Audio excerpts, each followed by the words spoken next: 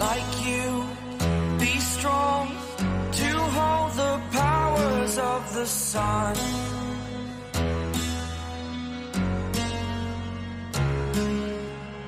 To dream, believe in strength. Now I'm the only one. Only one.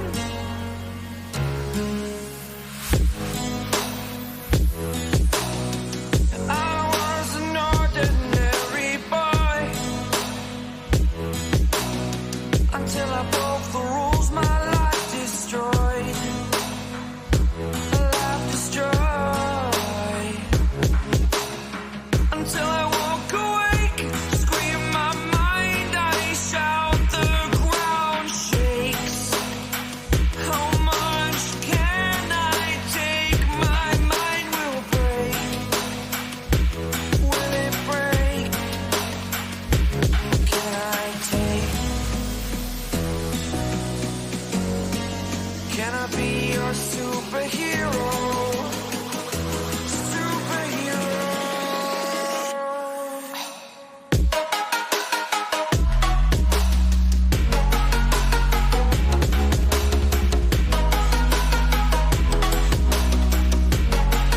Can I be your superhero? Superhero. Superhero.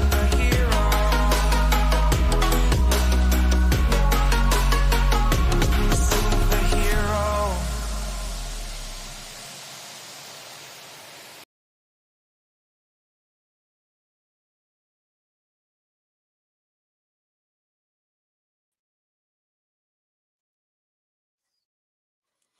All right, all right, all right. Hello, open air. How's it going? Anyways, hello everybody. My name's 12 Gauge. Welcome to my channel. I'm going to be your host tonight, 12 Gauge Investigative. And last night I did a live where I was talking about the TikTok star that ended up taking his social media life too far and ended up killing his wife and a lover that she had started to see. And it was very disturbing. So I thought I'd get on here and I'd play the trial, at least the cross examination. I haven't found the prosecution side yet, but I got the cross examination. So, I thought I'd get on here. Hey, Jeff, what's up, man? You know, I'm going to stay away from that other case. Last night, just kind of, you know, I've just been watching a lot of stuff behind the scenes, and people are taking stuff too personal, man. Stuff too personal. If you don't believe in what they're saying, then they kind of treat you like you are an idiot or you don't know what you're talking about.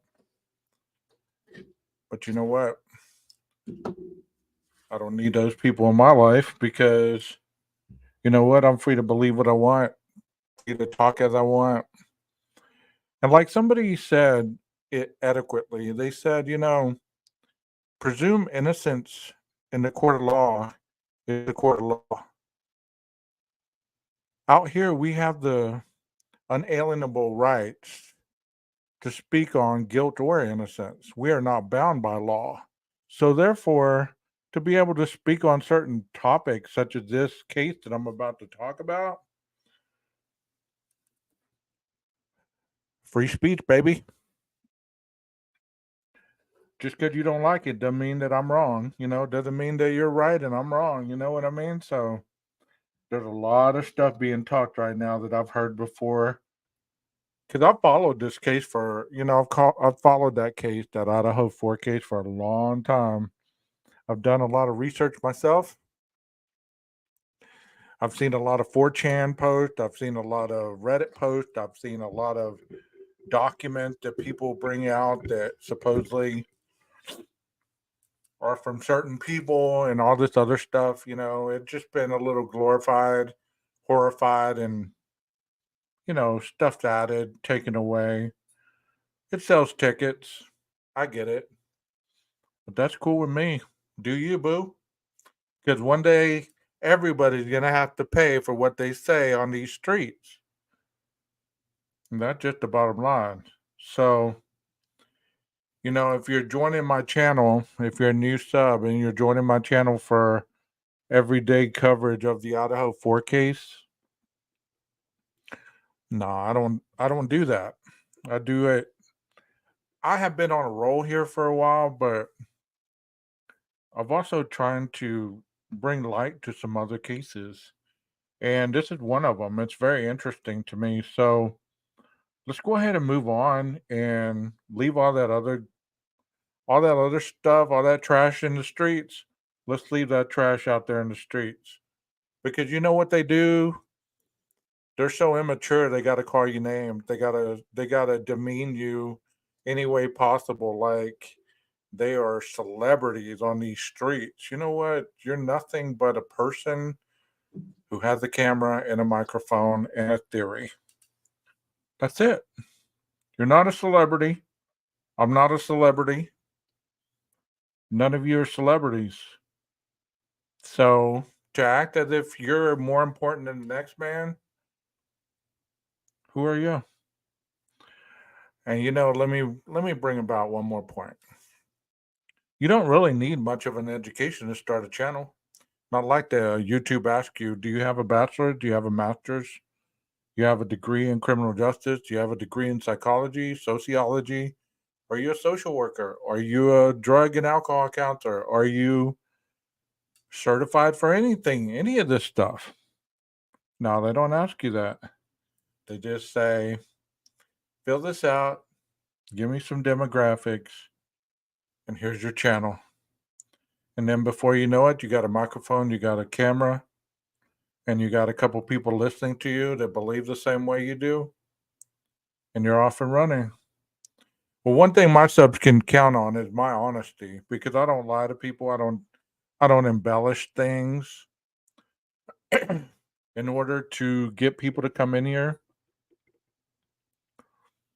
I don't compete with any other creator. I don't. I could care less what their numbers are, what their theories are, what their demographics and everything, analytics, all that stuff. I stop in those people's chats all the time and say hello. But they don't come over here in mine, so that tells you a lot right there. That tells you what type of people they really are. So let's go ahead and get started with this because this is long. I ain't got time to talk about that bullshit drama in these streets. Ain't got time for it. One thing I can say, turn away evil with a kind word, right? Is that how it goes? Something like that? Turn away wrath with a kind word? Something like that.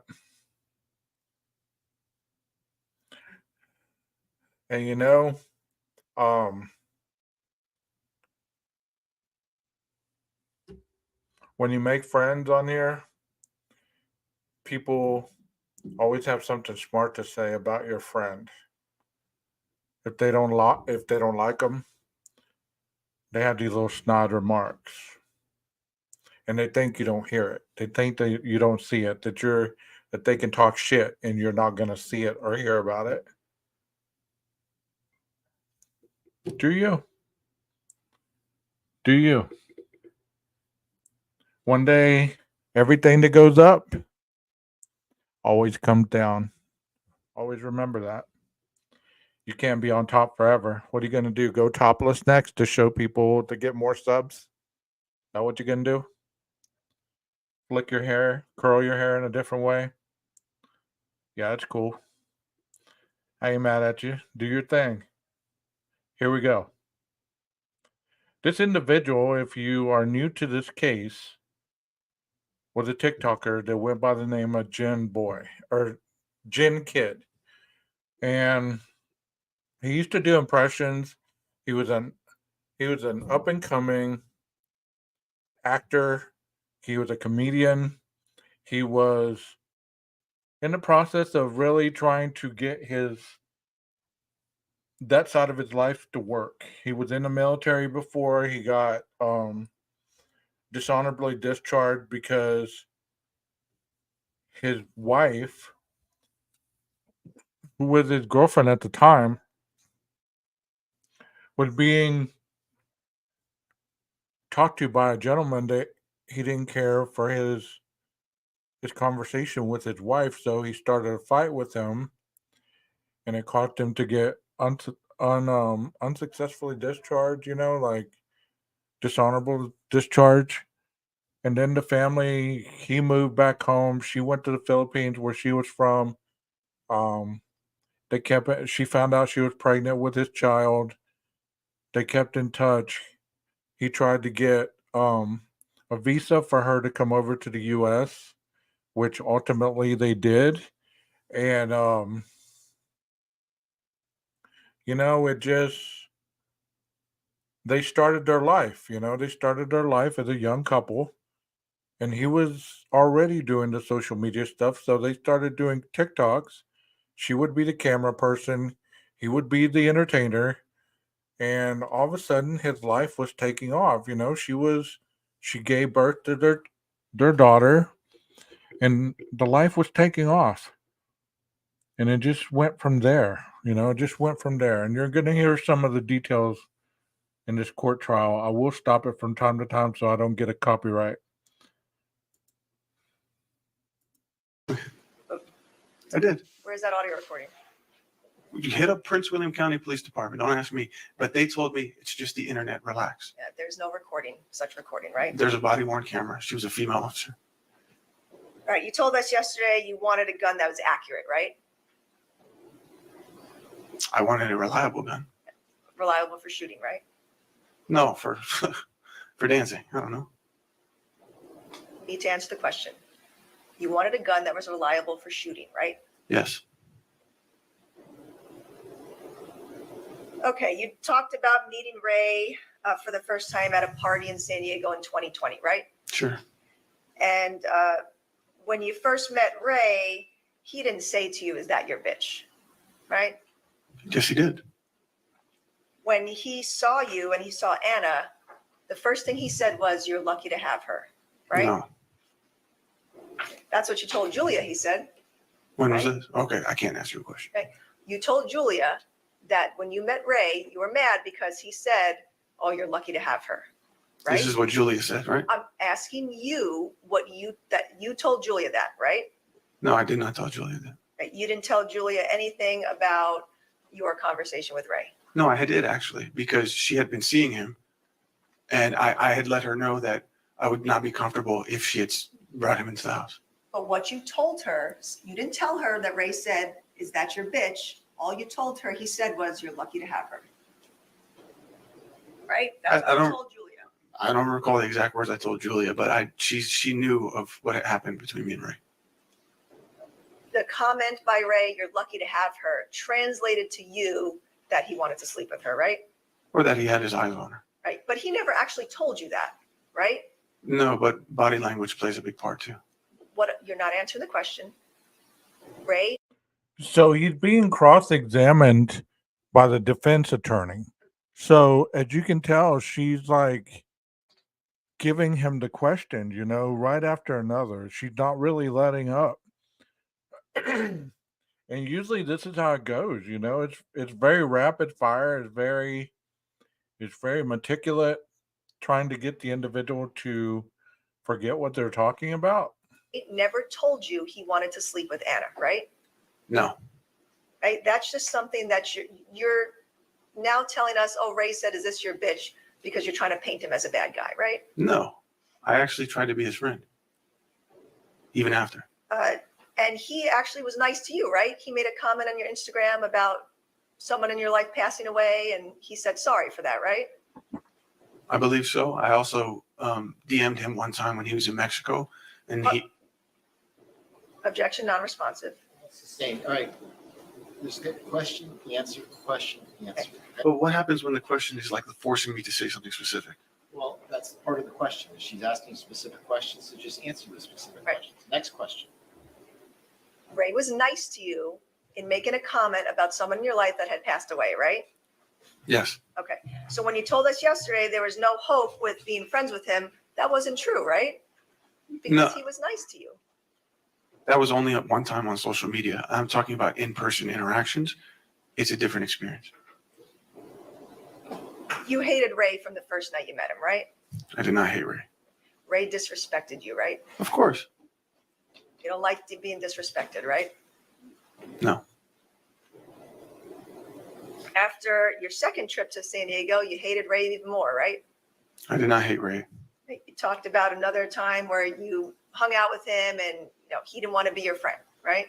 No, I spoke about the second time I saw him at the party. I got him a beer and sat down with him and attempted to have a civil conversation.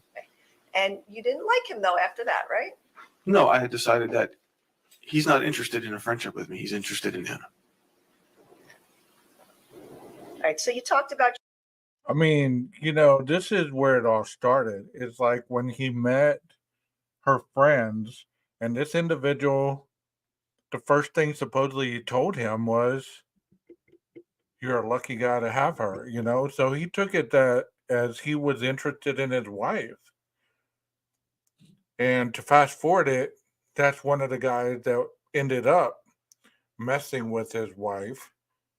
And he ultimately, this individual right here, his name's Ali, he killed him and the wife on the couch of his old apartment. your move to San Diego, and you're basically telling everyone that it was solely Anna that wanted to move, right?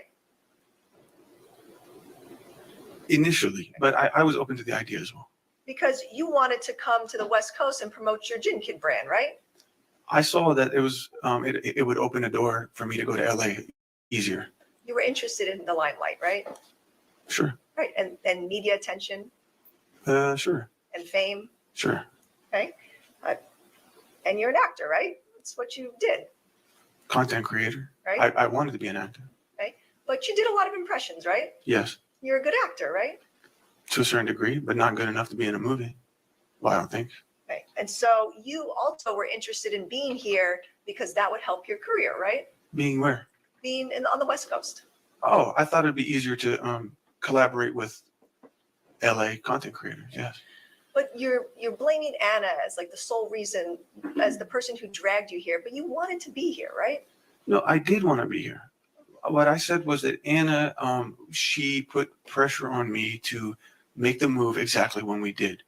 I had suggested not that we cancel the idea, but that we just put it on hold so I could be there for my brother and my family. But again, It's difficult when you're listening to this because I've heard two of these already.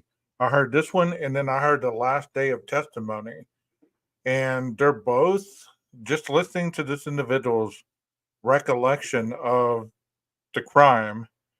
You can tell a lot about where his mindset was, but take into consideration as well, as he's going to tell you later on, he was doing a lot of cocaine. He was under a lot of emotional stress based on the attachment that he had formed with his wife, as his wife, and she was pulling away, and he could not stand losing control. wanted to be here, right? Sure. You're happy to be here. Yes, I like San Diego. And once you moved to San Diego, you continued being violent with Anna, right? No, No? no. But you testified multiple times yesterday that you were violent with her on many occasions. Down the road, I mean, once things started to get bad, yes. In July of 2021, your sister Shireen was visiting you, right? Yes, Okay. She was staying at the apartment with you and Anna yes, and Amira, right? yes, And you punched Anna in the face, right? yes, Multiple times, right? yes. You continued attacking Anna until Anna is his wife, so he's admitting to punching her in the face multiple times. Shireen came in, right? No, Probably, are we switched over?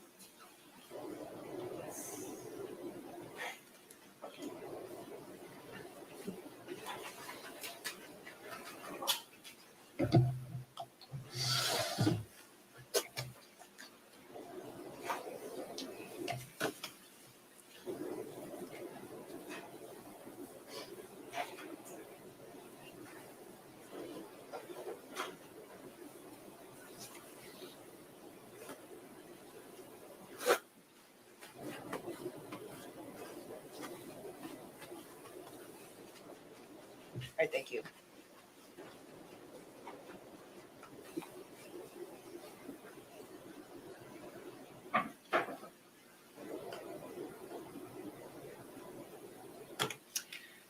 Okay, so July 21st, 2021, you caused those injuries to Anna's face, right?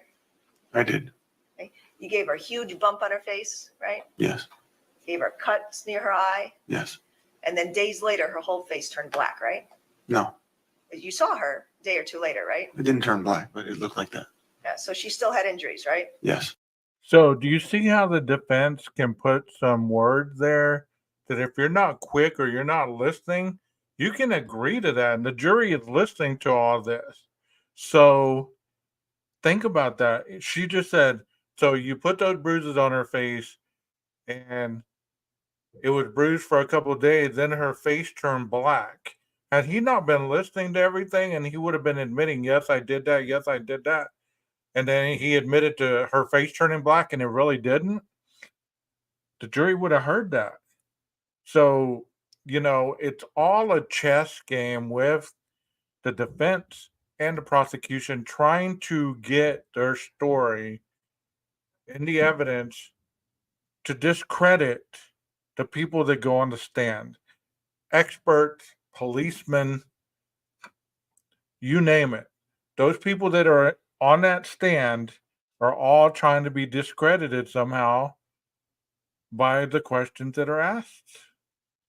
Yeah, that stuff that's out there right now just being embellished, and that stuff was being tossed around probably about a year and a half ago from the same people, and they had said different things, and they've just added and put more graphic details into it, and even thrown in an agent there. So, yeah, it's not real. Her face was swollen. Yes. Your sister Shireen wanted to call 911, right? I believe so. And you told her not to, right? I offered to leave instead. You told your sister Shireen not to call 911 after you punched Anna in the face, right? I did. Okay. And you told Anna not to call the police too, right? I believe so. Because you didn't want to be arrested, right? Right. You deserved to be arrested for what you did, right? Sure. But you didn't want it to affect your life. That's what you testified to yesterday, right? It was a sudden thing, and Mr. Abulabans, answer the question, please. You didn't want this conduct to affect your life, right? I didn't want it to have permanent implications. Yes. Right. So Anna did not call the police based on your prodding, right? So, what we noticed yesterday when I showed that video, Anna was fearful of this man. She wanted out of this relationship. She didn't know how to get out. She was confiding in her friends. She was trying to get out. She was confiding in his mother. And the defense lawyer is asking him all these questions. And, I don't want to start beef with these creators that are pushing this narrative on the streets. I don't, okay? I just know that, in my opinion, there are certain things that are being said that have been said before multiple times. And that's all I'm going to speak on that. I can't confirm that. Right. She should have called the police Sure. and 911, Yes. but you convinced her not to, I don't know if I convinced her, but I certainly asked her not to. right? And you often did that. You would convince her not to call 911 or the police to report your violence, right? Yes. Because you did not want to take responsibility for any of your conduct, right? I just didn't think it needed to go there with legal. I took responsibility in the sense that I immediately apologized and I was willing. So, guys, those of you in chat, think about how he's answering these questions. If you were in here last night and you watched a little bit of that, think of how he's answering these questions. She asked him, so you did want to take responsibility, right? And so listen to the way he answers the questions. And kind of, if you were on that jury, would you be buying what he's saying? Or is your mind already biased based on what I showed you last night? So try to clear your mind and say that you're in this jury. And she asked him, you don't want to take responsibility for hitting your wife, do you? and he's about to answer that. So try to put yourself in the jury's shoes right here. Willing to work away, get past it. But Oh, so an apology by you makes everything okay, right? no, but it's a start. And in fact, after you did this to Anna, she took photographs on her phone, as well as your sister, right? Yes.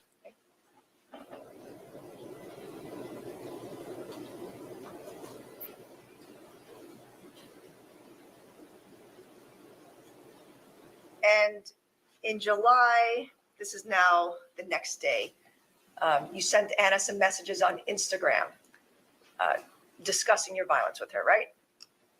Remember I showed you those messages? Okay.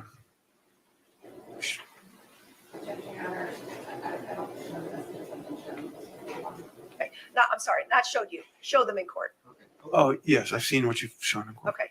And you remember what you messaged Anna, right?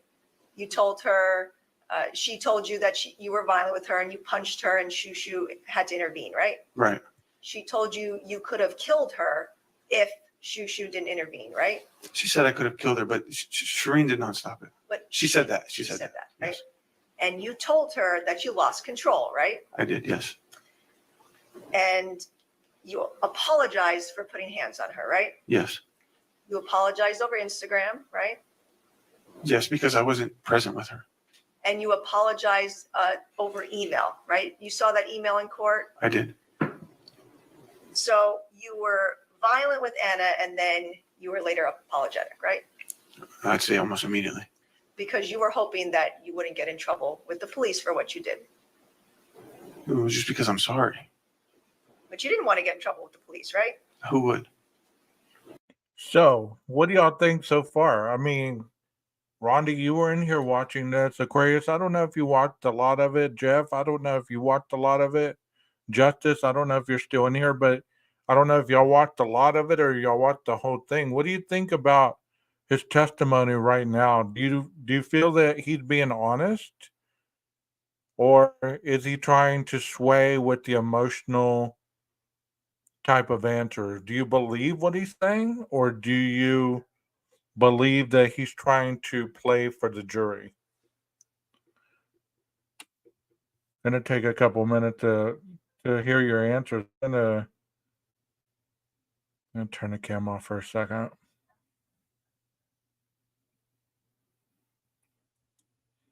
So what do y'all think? You think he's playing for the camera? And you told Anna in that email that you were an abusive piece of shit, right? Yes. Because you were abusive with her, right? Not on just that occasion, but a number of occasions, right? Sure, yes. Now, you wrote a note as well in your phone. Remember that note? It was dated the end of June, but then you made some changes to it July 23rd of 2021. Yes. Okay, that was a 3-page note you wrote in your phone. Yes. Right. So what did you do to abuse her starting in June? So the original date of that, if I can give some context. No, I'm asking you a question. Yeah. What did you do in June to abuse Anna? So I did nothing on June. The reason why it has a creation date of June is because it was let's say a grocery list or something that I later used to replace it with the new updated message. So you deleted a grocery message and wrote instead a big, lengthy message about stop abusing your wife? Yeah, sometimes I use the notes to make reminders for myself. And if it's not important anymore, I'll just replace the contents with whatever I'm thinking in that moment. Right. So you acknowledge. So one of his notes that he erased the shopping list and replaced it with stop abusing your wife. Do you believe that that is kind of like a positive affirmation to look at, to give you reminders? Hey, you need to wisen up. Stop abusing your wife. You're going to lose her. Or do you think that that was a negative thing? Acknowledged on July 23rd, 2021 as well that you had been abusing your wife, right? I was referring to this event. You wrote over and over, stop abusing your wife, why do you beat her up, things like that, right? Yes. You wrote in that message that she was wonderful to you, right? Mhm. Because she was a wonderful wife to you, right? She was. and you hurt her badly, right? I have. You knew what you did was wrong, Yes. right? But you did not take any domestic violence or any anger management classes to address what you did to her, right? Actually, that's incorrect. After this incident, that's when I called my father and told him what happened, and he had suggested to take a break and come to Virginia, and then he encouraged me to take the neurofeedback. Neurofeedback is not domestic violence or anger management counseling, right? No, but it is for chemical balancing and for impulsiveness. It does correct emotional impulsivity, which is something that I was diagnosed with. You were diagnosed with emotional impulsivity? In the neurofeedback results, we never showed it, but Right. it says There are no neurofeedback records for you, right? there are. You had a packet of information on what neurofeedback was, right? I have results. Okay. You had a packet of information about what it was in general, right? Yes, And in fact, the doctor at the neurofeedback center is a chiropractor, right? I don't know what his background is, but he's the head of the neuro. Right. Feedback. He's a chiropractor, not a psychologist or a counselor, right? I don't know what his background is. I didn't ask him. So you never looked up the website of where you were going? No, it was recommended. My whole family had done it.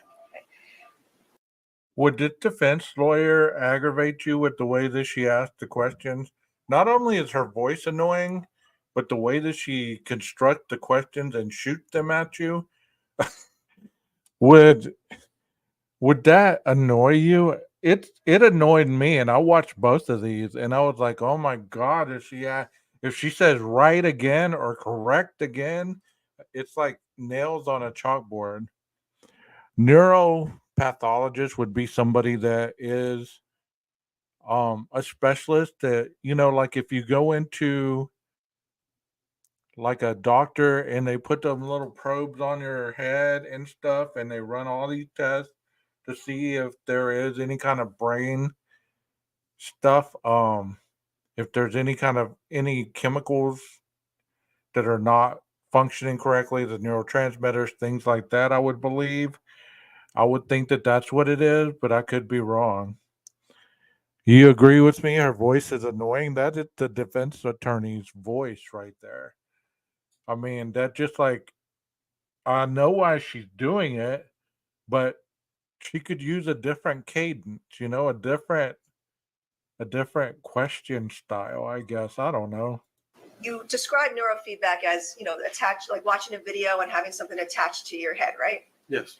And then you ended up getting like a kit or a machine to bring home with you, right? Yes.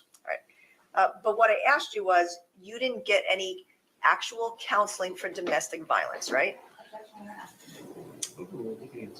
Specifically, no. I thought it was a bigger issue. There was a bigger underlying issue with me. But you continued being violent with Anna after that incident, right? Yes. And when you came home with that machine, you didn't continue to use it, right? I did in the beginning, but I was distracted with the conflicts that were happening at the house. But you did not continue to use it to help you stay nonviolent, right? I was using cocaine and That's not what I'm asking you. I'm asking you, you did not continue to use the neurofeedback supplies that you got to prevent you from being violent with Anna, right? I did not complete it. So you could have done that, right? You could have said to yourself, oh, I've been really abusive with her. I need to continue getting myself help so that I'm not violent, right? That's what I wanted to do, but there was more conflicts happening, so I was distracted. But you didn't. You didn't address your violence, right? To someone specifically about domestic violence? Yes, you didn't continue to use the neurofeedback machine or any other counseling to address your violence, right? Actually, I sought behavioral counseling by Dr. Stephen Band. You liked being violent with Anna, right?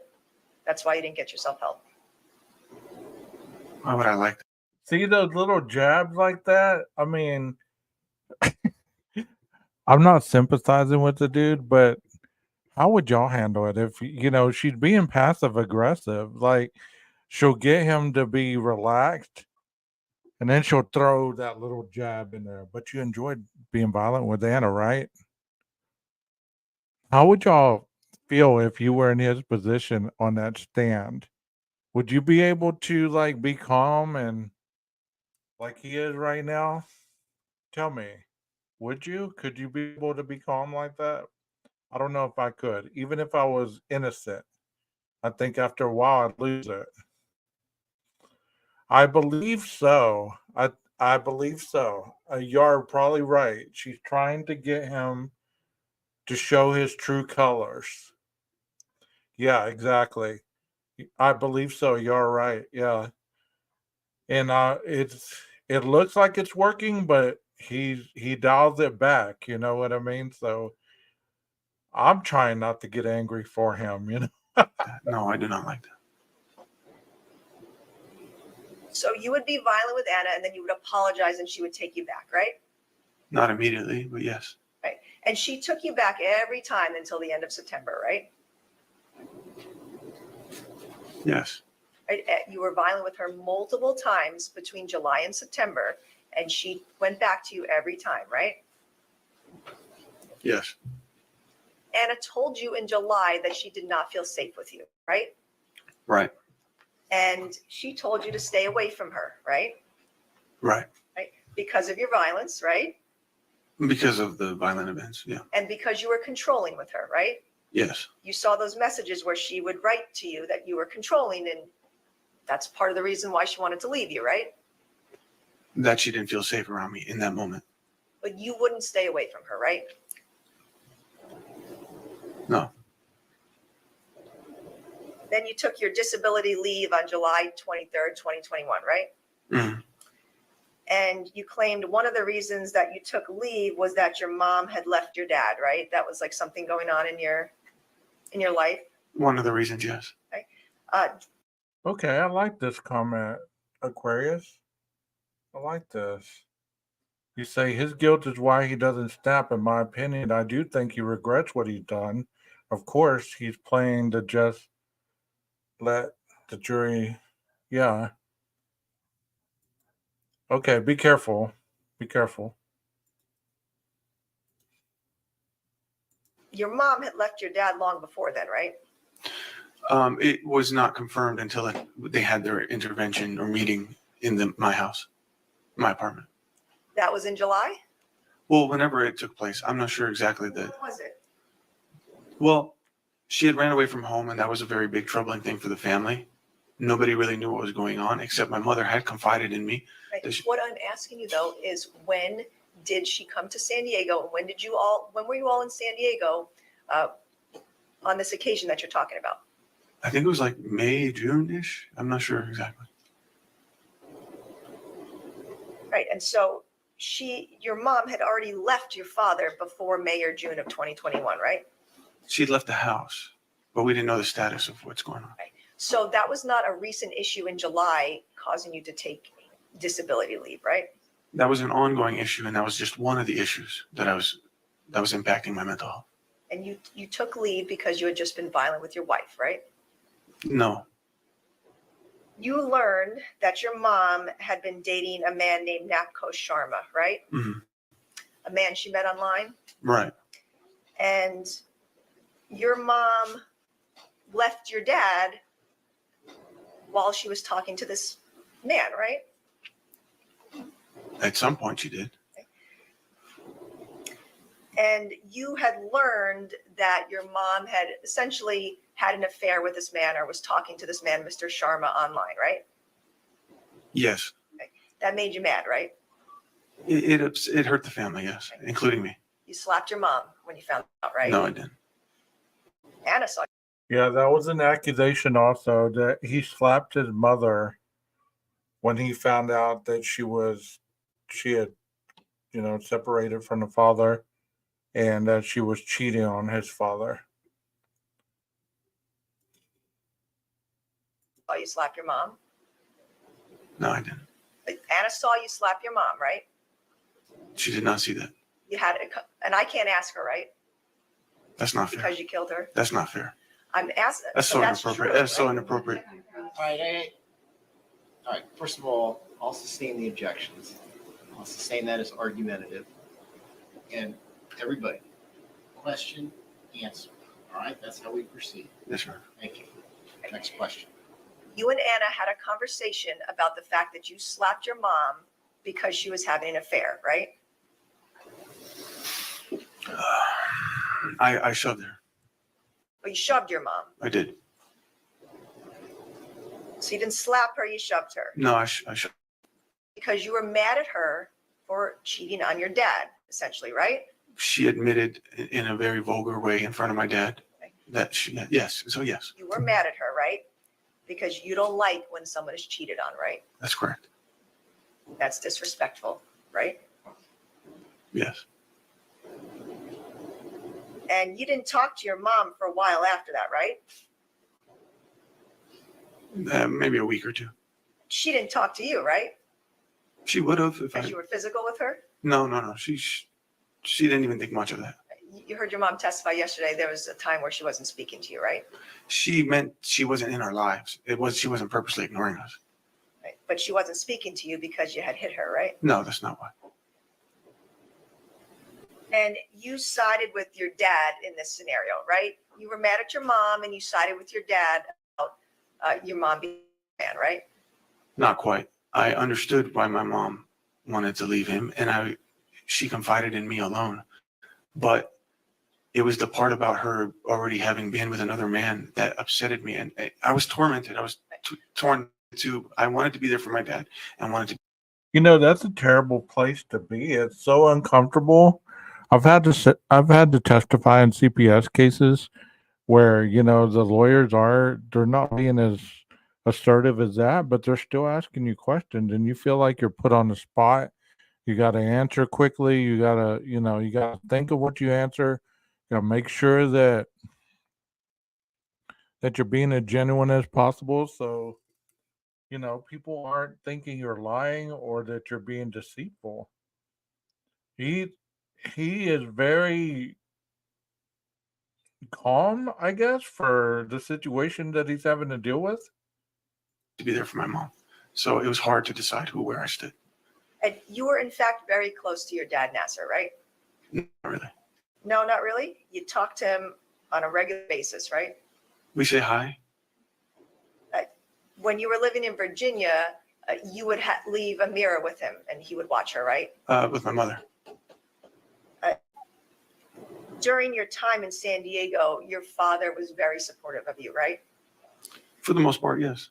And actually, during your whole relationship with Anna and marriage, he was very supportive of you, right? Correct. He helped you with her visa, right? Mm-hmm. Yes. Yes. He helped you fly her here from the Philippines with Amira, right? Yes. He paid for a lot of things for both of you and Anna. Right? Correct. He was emotionally supportive of you, right? He was more financially supportive, not emotionally. But you would call him and talk to him about Anna. I confided in him, yes. Right? So you were close with him, right? It's my father, yes.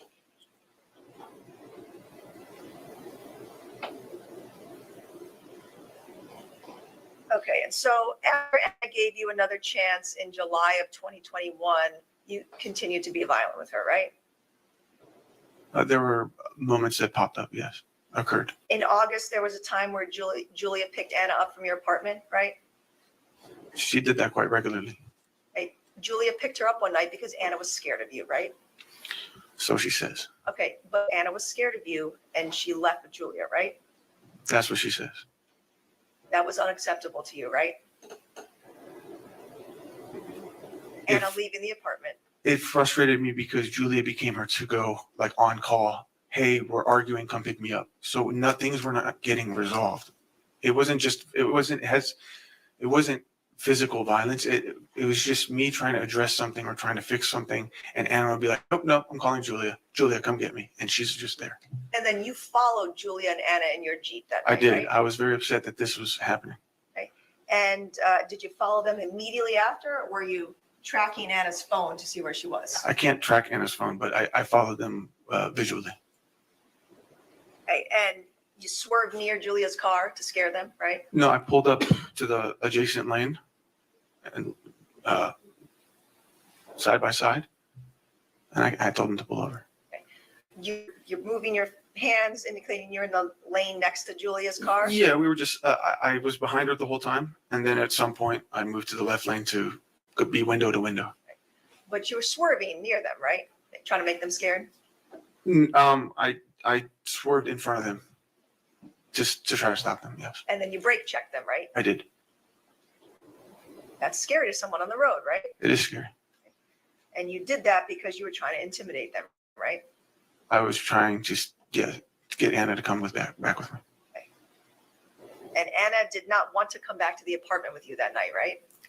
I mean, when you hear his testimony, he's being like so calm and so nonchalant about his actions. It's almost like he doesn't believe that he did anything wrong. Am I fair to make that assumption? Y'all tell me in the chat.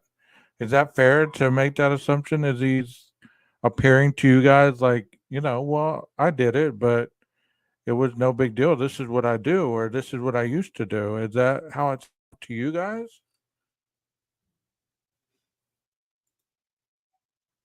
Initially, She made that clear to you, right? I don't know if she made it clear to me, but I knew that she was trying to leave for the whole night, and I wasn't happy about it. Now, you testified that Anna's friend's behavior created like a weird energy between you and Anna, right? I'm just asking, that's what you testified about, right? At some point, it became weird, but in the beginning, it was very fun and beautiful, and I liked it. And so you're blaming her friends for Anna losing love and affection for you, right? No, what I said was that she now had a moral support group.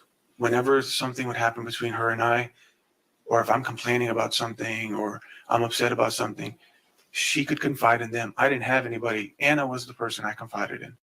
So basically, just like what we were talking about last night, we're talking about, people gaslighting and holding individuals emotionally hostage in a domestic violence situation. So when he decided that they could move out to San Diego, he felt slighted when she started to go hang out with her friends because all of a sudden he didn't have her controlled at home all the time like he did in Virginia. So therefore, just as he just testified, he felt like she had some support and some allies. Anytime something would go wrong with them, she could go and talk to somebody about it, and he felt totally alone. So there was a shift in the dynamic of the relationship. So it would just, a lot of dynamics went into this, and the ultimate end was just so tragic. I mean, he was trying to play it as a crime of passion, not premeditated. So, here we go. But I no longer had that. So it naturally felt like I was losing Anna. But you blamed her friends as the reason why Anna lost love and affection for you, right? Not entirely, no. But somewhat, correct? Sure. You didn't like her friends, right? I actually really liked them. You told us yesterday that there was issues with her friends that you had. Yes, down the road, yes. All right, let's talk about September. Multiple instances of violence that month, right? Yeah. On September 8th of 2021, you made that audio recording of Anna, right? Before you had pushed her down? Was it a video first? I'm sorry, video recording. Yeah. Yes. Okay. You would constantly video and audio record people without their consent, right? I mean, it's in my home. But that's something you would do on a regular basis, right? In this time frame, I started doing it. No one gave you consent to record them, right? Anna did not give me consent because And she's the only person I've recorded. In fact, during that, well, we'll get there, but you recorded other people too, right? Have I? I'll get to that. I don't It remember. wasn't only Anna, right? Okay, sure. Okay, so you, that video recording that we saw, Anna knew that you were recording her, right? Yeah, most of the time, yes. Yeah, she made a comment on that recording that she knew that you were recording her, Yes, and she saw the phone out. And she was making comments about not wanting her kid, right? yeah. Yeah, she wasn't being serious about that, right? Overruled based on your opinion of observing her. I found that to be extremely shocking for her to say those things, so I took it very seriously. But she was joking, right? No, that was not a joking matter. Anna was a great mom to Amira, right? She was. She always took her to school, Hmm. right? You didn't. No, actually, I drove her to school before this whole stuff began. Anna always picked her up from school, right? Sure, because I would be at work. You actually didn't even know what time Amira ended school, right? Yes, I do. You actually had to text Anna and ask her that, right? To confirm it, yeah. Sometime in October of 2021. Oh, yeah, she's been out of school for a while, so I forgot. But it's because you never picked her up, right? No, because I would be at work. I would drop her off in the morning. But you weren't working July through September, right? At that time, yes. But initially, when she first went to school, that was the agreement. I would take her to school, and I would pick her up. But during this time frame where you're being violent with Anna, she is the one taking care of Amira, taking her to school and picking her up, right? No, she pulled her out of school. Every time Anna left the house because you were violent with her, she would take Amira with her, right? Not all the time. She never left Amira at the house. So, chat, as you're watching this, do you feel that he has maintained his composure through the whole time? Do you feel like he's at a breaking point? Do you feel like he's having to swallow his anger? Do you feel that he just low key, he just playing the role, waiting to get his moment to buy his freedom, so to speak? To stay with you, right? She did a few times, actually. When you were violent. Mr. Abulabans, you keep looking at your attorney. I just need you to look at me and answer the questions. Anna never left Amira with you after you were violent with her, right? I'm going to overrule that at this point, but I tell you, we're going to need to take our 10-minute recess in the afternoon, so everybody 10 minutes, right?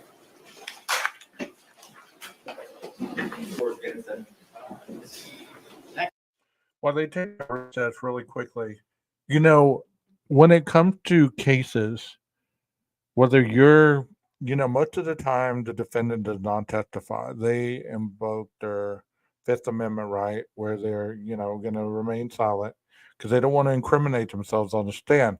And they don't want to open themselves up for the prosecution to be cross-examining them. And I said it wrong at the very beginning. I wasn't even thinking. That is the prosecution that's examining him right now, not the defense. He is the defense. His lawyers are sitting at the table.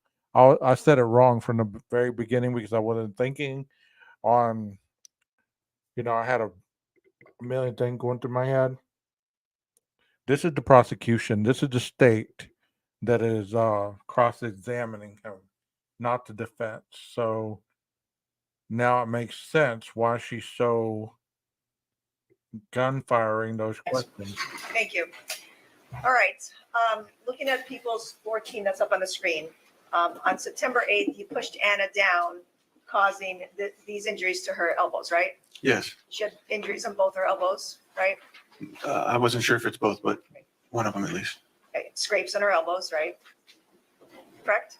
Correct. And looking at People's 16, when you pushed Anna down, you caused all those scrapes on her knee, right? Correct. And then you made her feel badly about calling the police, right? I can't comment on how I made her feel, but I was upset, and I let it be known that I was upset that she called the police. She had every right to call 911 based on the fact that you were violent with her, right? Yes. Okay. Oh, well, in that instance, I don't agree. No. You caused these injuries to her by pushing her down, right? Yes. Yes. And she had every right to call 911 to report that you were violent with her, right?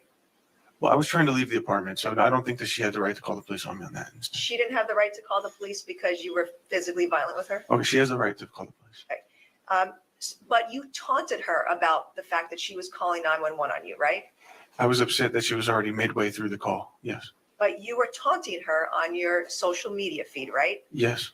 Okay, we watched that video where for multiple minutes you were cursing her out, right? I was. and you were still yelling at her while she was on the phone with the 911 operator, right? I was yelling on the live video. Hello, everybody. Welcome to the chat. Yeah, Texas. Like you said, I bet he wouldn't try that with a man. You know, he was very controlling with his wife. Like, you know, he even accused her at one point. He was the verbal abuse that they're talking about at one point. He he was telling her, he said, "You never loved me. You just used me for the visa to get you over here. And then now it's been 7 years. Now that you're a citizen, you're dumping me."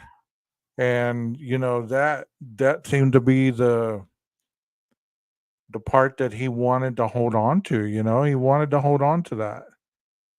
And people are very controlling with that, very controlling with their behaviors when they feel they're losing control. And you can see that all over the place, not only in domestic violence situations, but in situations in general. If someone feels like they have lost control or somebody sees them less than, then they're going to start attacking because that's a defense mechanism. Like I said at the very beginning of this whole video, they're going to name call, they're going to berate you, they're going to gaslight you, they're going to, be have narcissistic comment towards you. They're going to do all those things to try to get the upper hand, to get other people to see, well, I'm not really a bad person. They're the bad person. They're making me this person. And that's what he's trying to demonstrate in this testimony, is to show that Anna was driving him to do all this. And that is severe gaslighting. Not directly to her. But you were yelling and you were calling her a fucking bitch multiple times, right? Yes. Okay. And you made that recording on your own, right?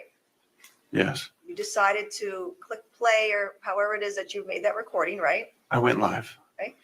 Right. And you hurt Anna and then you were posting about it, right?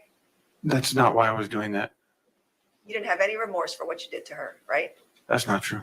Well, you saw the post you made. Do you have any remorse for what you did to her on that post? In the moment, I felt that okay. On the post, did you have any remorse? No. Right. And you are blaming that post on your cocaine use, right? I'm blaming how it went down. Right. Oh, and the post, yes, because I normally wouldn't do something like that. Right. But you're again placing blame on something besides yourself, right? The situation plus the state of mind I was in. Right? Again, but you're placing blame elsewhere, not on you, on something else, right? Oh no, I'm to blame too. Yeah, I'm to blame. But you testified the reason you made that post is because you were high, right? I would not normally post like that.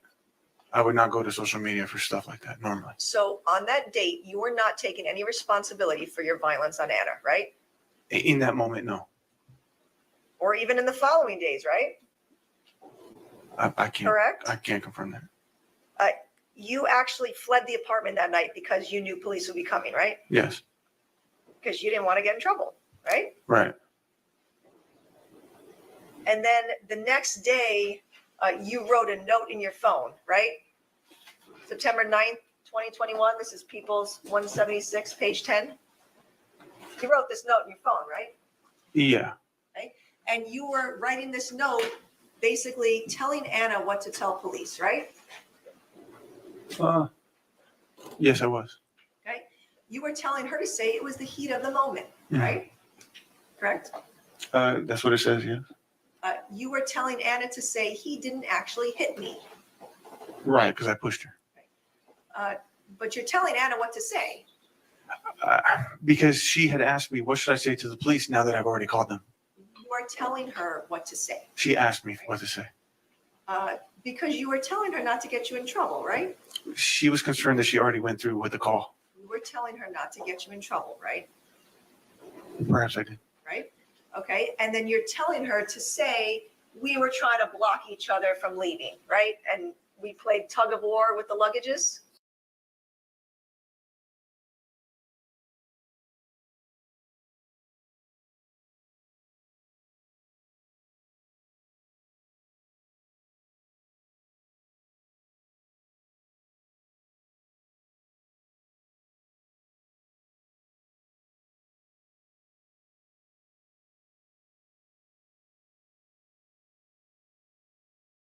That's what you told her to say, right? Right. I was just suggesting. But that's what you were writing down in your notes to tell Anna what to say, right? Yes. Right. And that's what you're testifying to here in court, right? That it was just a tug of war over the luggage? She was trying to prevent me from leaving the house. But that's how you're testifying today, right? That's what happened.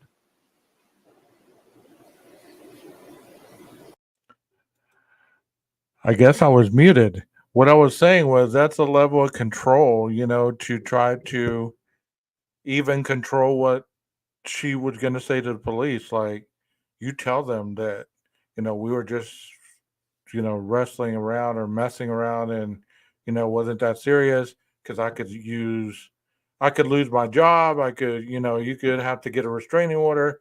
I could lose seeing my daughter. It's him. It's all about him.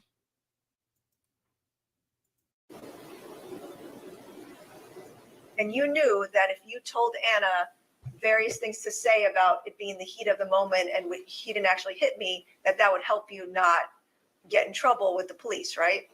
She asked me for what to say to the police now that she had already gone through with the call. You knew that would help you not have a case against you, right? Right. I wouldn't tell her to say anything. Oh, you didn't tell her what to say? No, I'm saying I wouldn't tell her contrary to that. I mean, the goal is to diffuse the situation. Correct. And you not getting in trouble, right? Correct. All right. And then on September 10th of 2021, you made another audio recording on your phone of Anna, right? Of a conversation you and Anna were having, right? Perhaps. Right. You heard part of that in court, right? I'm bad with dates, but Right. But you heard what I played in court. okay. Right. I've heard everything you played in court. And that was a longer conversation, right? A longer recording, right? Correct? I don't know exactly which recording, but I'm not denying it. All right. You had an argument with Anna on September 10th of 2021 about the fact that you were no longer welcome at Julia's party, right? Oh, yeah. Right. Yeah. That was what that argument was about, right? Yes. You started it. Okay. And you were mad at Anna because she wouldn't convince Julia to let you come to the party, right? No, I was mad because she wouldn't stick up for me at the fact that they uninvited me at the last minute. I was already invited. But Hey, that's a good catch, Texas. I didn't even realize that. He said he's biting that bottom lip. She's getting to him. Good point. Good point, bro. But you were mad at Anna because you wanted her to stand up to her friends, Yeah. right? Yes. Because you felt disrespected, right? Correct.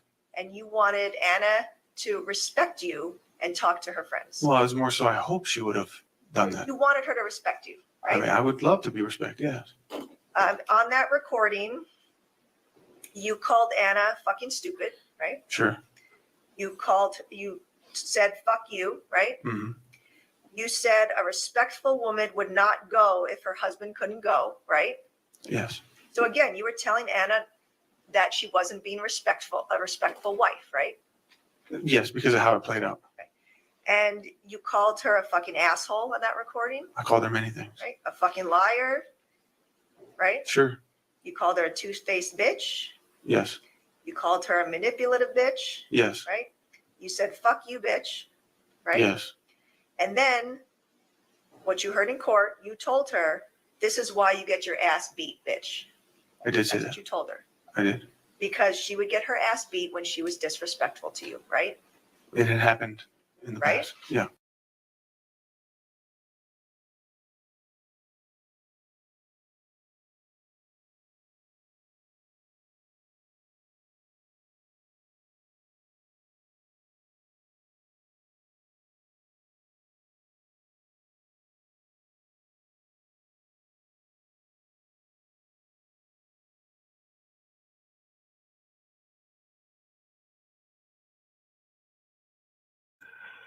I'm gonna leave it right there, until tomorrow, because it's long and drawn out, and I do want to show the rest probably tomorrow or the next day because of the length of it, and I do understand that it gets really monotonous hearing the same repetitive questions because they're trying to paint a picture for the jury. They're trying to paint a clearer picture that there is no doubt what was meant by the question, by the evidence that was presented. So each question that she's asking, it seems very monotonous. And believe me, I watched both of them already. I watched this one and I watched the last day of the court. So it's very long and drawn out. So I get it if you didn't really stay through the whole thing. But let me play a short version for those that don't know what's going on as far as the case is concerned. I want to play something that's really short that gives you some kind of understanding. Here's one to 24 minutes. Hold on a second. Maybe this one will be all right.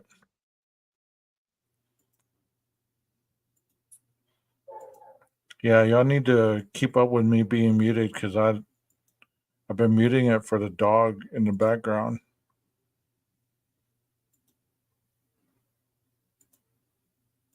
And here we go. TikTok star murder trial this morning. Ali Abulabans is accused of killing his estranged wife and her friend.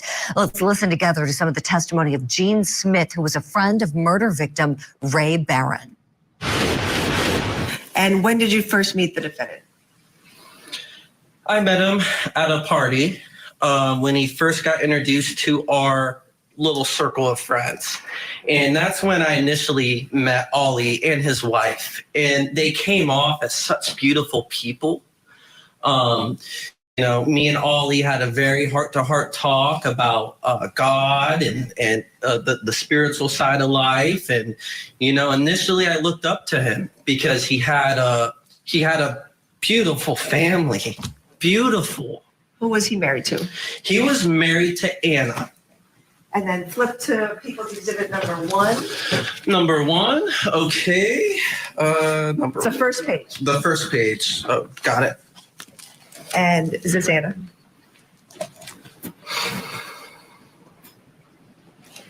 That's Anna. Were you also friends with Anna? I was. She reminded me a lot of my mother that also got killed by her husband. And you said that you were at a party. Are you okay? If you need a moment. I'm okay. All right, you said you were at a party where that's where you first met Anna and the defendant? Correct. Was Ray also there? No.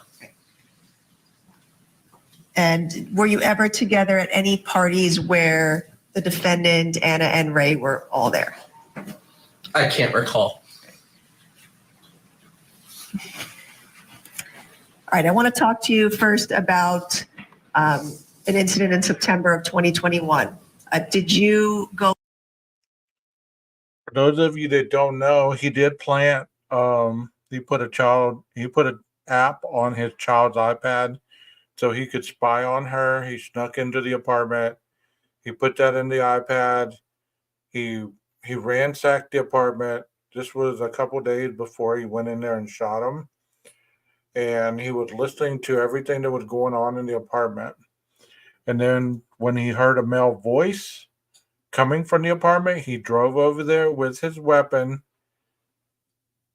They weren't in the sack. They were on the couch together.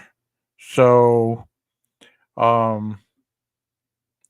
he just had a copy of the key of the apartment. He had moved out of the apartment and let her and the child move back in. He went to stay at a hotel. Well, he kept the key and let himself in. He ransacked the place, put the app on the iPad, left, and then he heard them in the apartment. He drove back to the apartment. He's caught on surveillance, cocking, messing with the gun. He goes up in the elevator, 36th floor. As soon as he entered the condo, you hear 6 gunshots in sequence. And he kills Ray first and then the wife. With Jennifer Morales to Anna's apartment I did. that month. I did.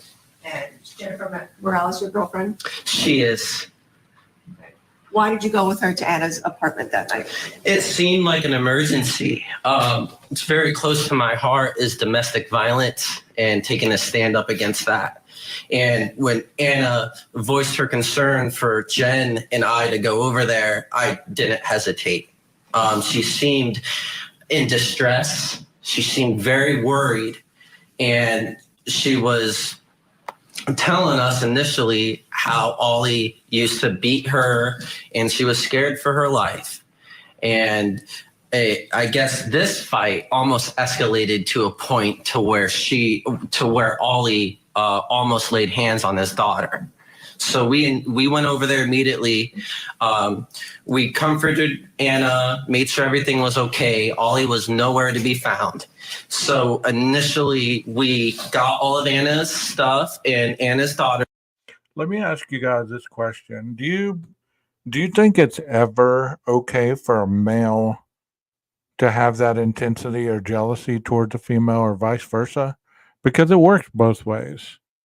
I mean, I know in this trial it's showing, one dimension of it, but it works both ways. Do you believe that it's ever healthy for that? Because I've heard many couples say, well, if you're not a little jealous, you really don't love them. If you really, if you don't have a little jealous streak, then you really don't care about them. What do y'all think about that, chat? Do you think that that's normal? Do you think that that's healthy? Do you think it's something that, you know, I've been in some relationships that have been very toxic. Kind of like Jeff said, never okay if two people in a relationship have wings. It's wrong to clip the other's wings. It's not healthy to grow. Like, let's say she got jealous of him being on social media all the time. Well, she really wasn't because she was with him. She was being his camera guy. She was, acting out skits with him. So anytime he was on social media, she was with him. So that wasn't a part of it. Yeah, if you trust someone, there shouldn't be no jealousy.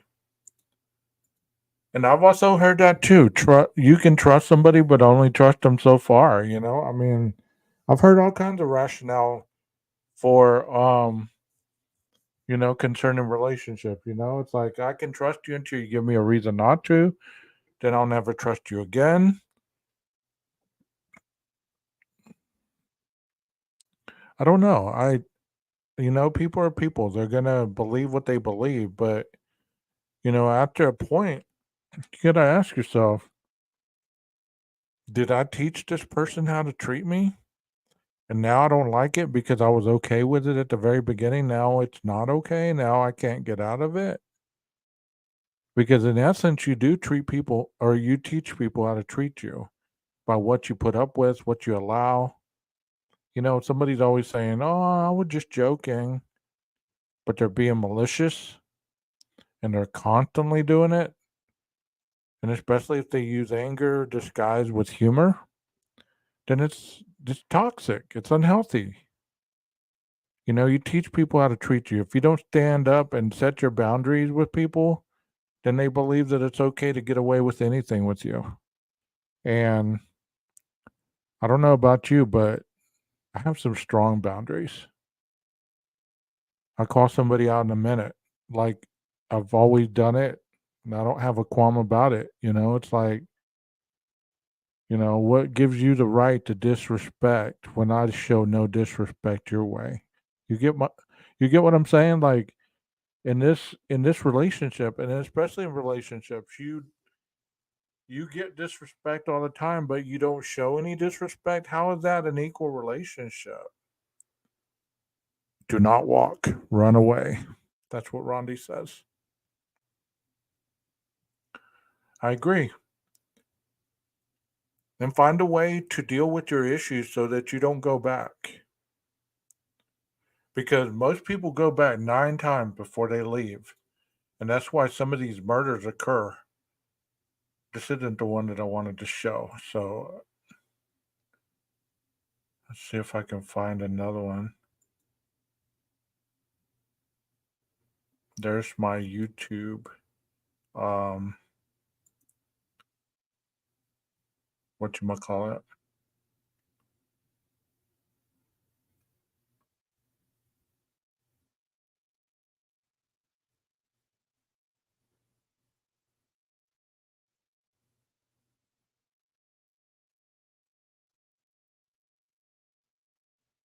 It is short. TikTok star Ali Abulaban learned his fate in a San Diego courtroom more than 2 years after being accused of killing his wife and another man. We, the jury in the above entitled cause, find the defendant, Ali Nasser Abulaban, guilty of the crime of murder in the first degree of Rayburn.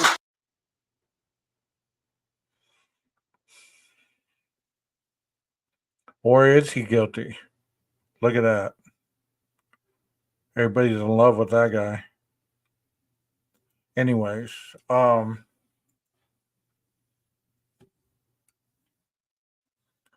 will show the second part of the hearing probably tomorrow, maybe the next day.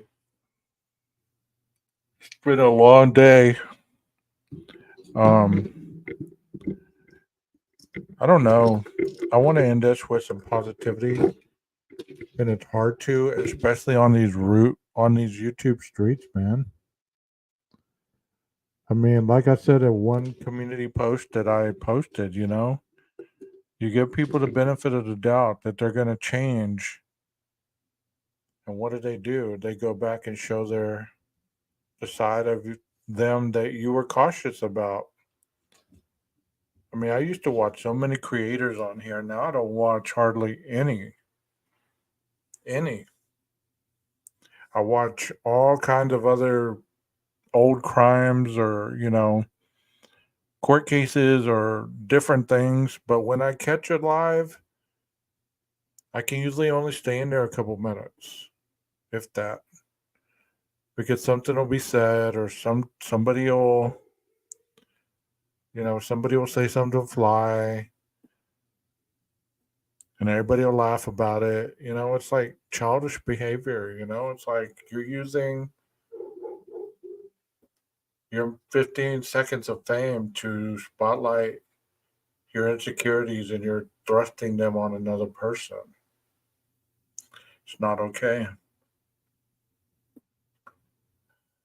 I was having a conversation with somebody earlier about all this craziness, and it's just sad.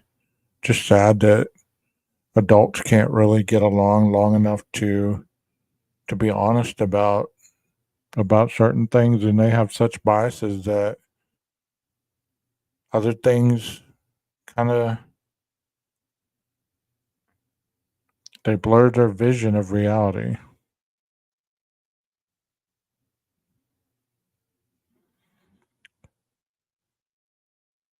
Ma used to tell me they always look mean.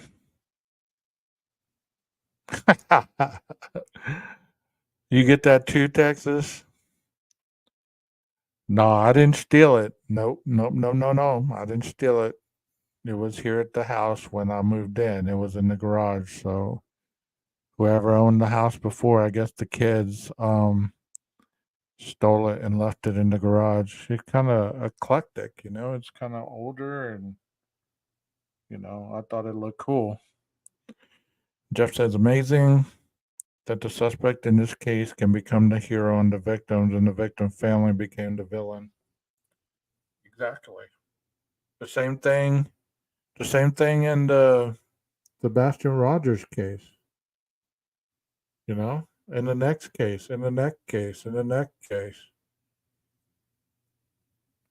I just don't understand how the families and the people can be drawn into such a crime where you just make the whole community guilty. Where you paint such an ugly picture that the whole community is guilty. Everybody was at the crime scene. Everybody heard certain voices. It's just terrible. This one, he just went in and just blasted them. This one, he just went in and blasted them. And then he walked down the hallway. And then he says he realized what he did. And then he comes back in and you hear him yelling, Anna, Anna.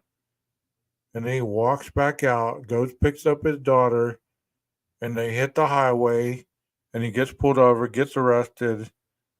And that was it. There was no real big OJ moment. There was none of that. He was, and they caught him with a 9mm, over 100 rounds of ammunition.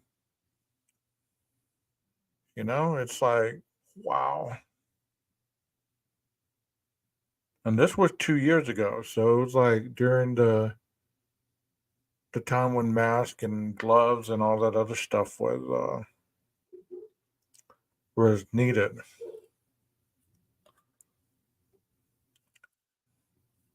But I guess, like they say, if you don't like the content of other people, start a YouTube channel and go live or upload videos yourself. So therefore, you can be your own entertainment, You can be your own entertainment.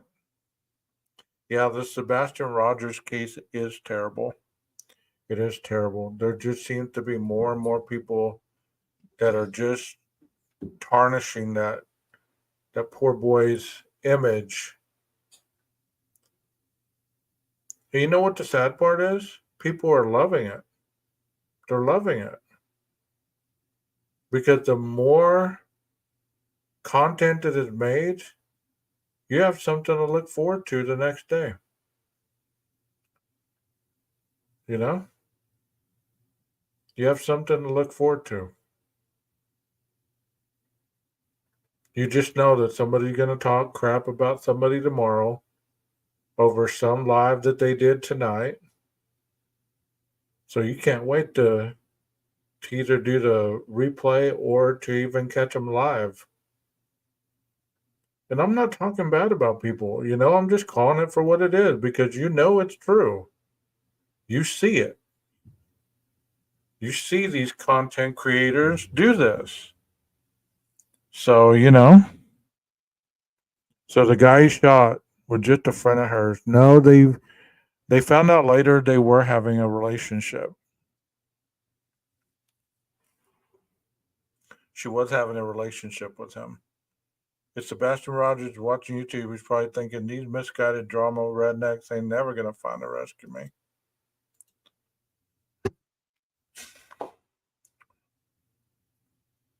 Hopefully, if he did run away, he found somebody that's taking good care of him and that he's safe, that he's on his medication, that, he's getting the love and care that he needed if he wasn't receiving it.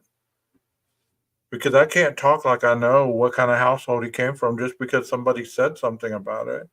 You get what I'm saying? Like, I believe that's what gets twisted in all these stories is, well, I heard this or I heard that. So-and-so said this. So-and-so said that. So it's like, since so-and-so is somebody I respect, then I'm going to run with it because they would never lie to me by reporting this. They're factual and they fact check what they put out there.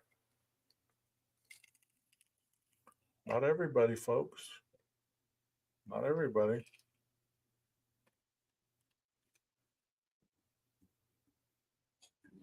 Not everybody. Like sand through the hourglass, so are the YouTube lives. Exactly. Do you watch during the day, Texas, or do you only replay at night, or you catch the lives at night? Because I used to see you up late on that other channel that I saw you on. And he used to go on late, so I knew that if you were in there, you were up late. I hope he comes back. I miss that guy. I like talking to him. A lot of people didn't like him, but you know what? It's interesting. It's interesting how what they didn't like about him has created multiple different um different streets on these YouTube streets. I think he met an online predator. I could buy that. I really could. Because there was a story that he was gaming with this guy that like in Ohio or something, you know? I don't know. I just hope that he's found soon, that he's safe, that he's brought home wherever home is. I mean, if anything should be brought up about this case, it should be like, okay, the parents should be thinking to themselves, what do we need to do different if he does come home? How are we preparing to live our life different once he comes home? Or how are we going to accept the fact if he never comes home? Because it's almost like their time is standing still.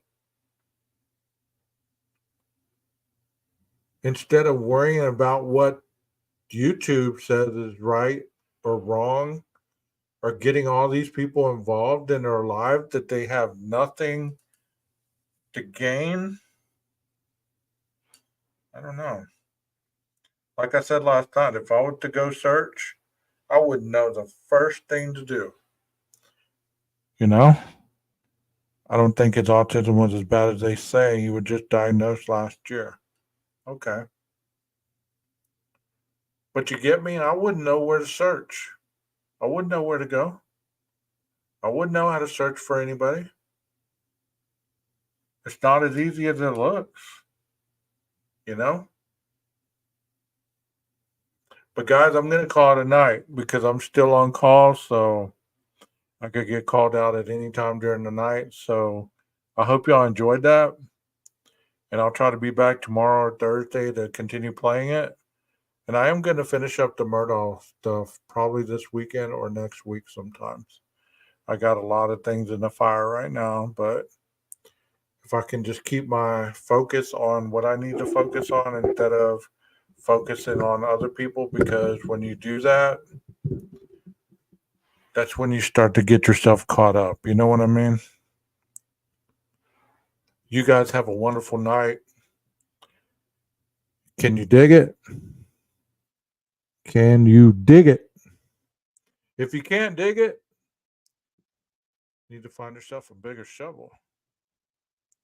Because you know what? It's worth digging to find the answers that work for you. Not speculation, but factual things that work for you. Maestro, why don't you cue that music?